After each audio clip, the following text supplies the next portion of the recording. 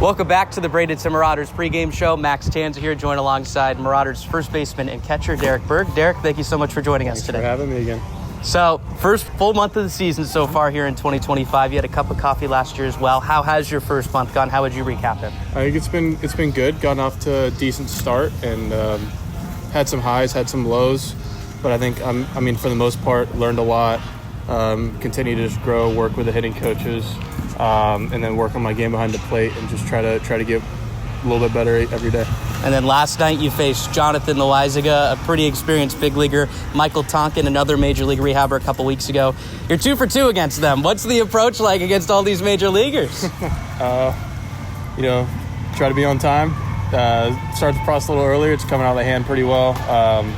Been looking for a heater, and if an off-speed gets in there, just trust the hands will get there and see what happens. Try to put a barrel on the ball, see what happens. And you've mentioned to me that during spring training in the backfields and spring training games, you've faced some big league pitching before. How valuable are those opportunities to face those guys? I think it's great. I think it really exposes your weaknesses for sure. You can get away with stuff on lower velos sometimes, but when you face those guys that have great velo and great command, it really exposes your weaknesses and forces you to continue to develop and want to get better. And then behind the plate, you guys have been really good at controlling the running game so far this year. This is a Tampa team that runs all over the place. Does your approach change with them at all? What's been the game plan so far and being good at cutting down runners on the base paths? I wouldn't say the plan changes at all. We work on controlling the running game all the time, spring training, everything, and our arms are pretty good at it. And then me and Plaza have been pretty good at throwing out guys on the bases this year. So I wouldn't say the plan changes. It's just more of a reminder to, when they get guys on base, they're going to try to make something happen. So to just be dialed into it, but still just let the game come to us and make the play when it happens.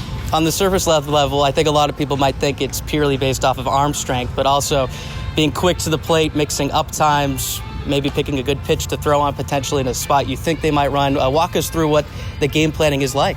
A lot of it relies on my arm on the mound. So them being quick to the plate, mixing their holds, whether it's on second, mixing their looks at second base, and then understanding who's on base, understanding who their runners are, and then at the end of the day, executing pitches in the zone. If the ball's in the zone, I have a better chance of throwing somebody out. So it's obviously me and Paws have to be good back there, but we rely a lot on our pitchers to give us a chance to throw the guy out. And this staff has really turned it around, particularly the starters over the last couple weeks or so. Who's been the most fun to catch? Who's impressed you the most so far of these Bradenton arms? I don't know if I got a favorite. I enjoy working with all of them. I think the most fun part is working with them in the bullpens on their off days and when we're kind of tweaking something or trying to improve, and then when you get to see them take that out onto the field and they get to see success.